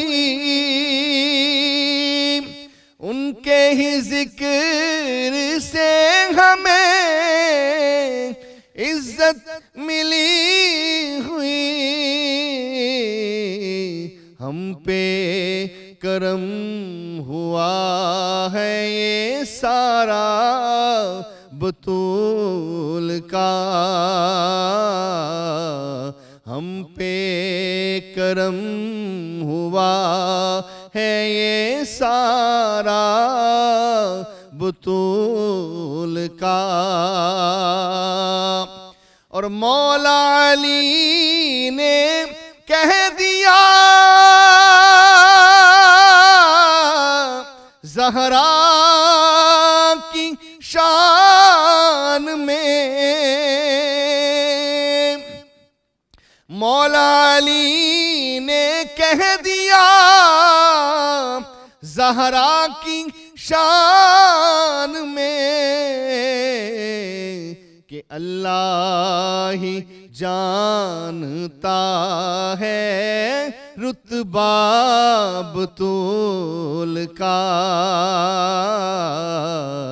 اللہ ہی جانتا ہے رتبہ بطول کا. شامی بازار شام میں حیران تھے کھڑے، شامی بازار شام میں حیران تھے کھڑے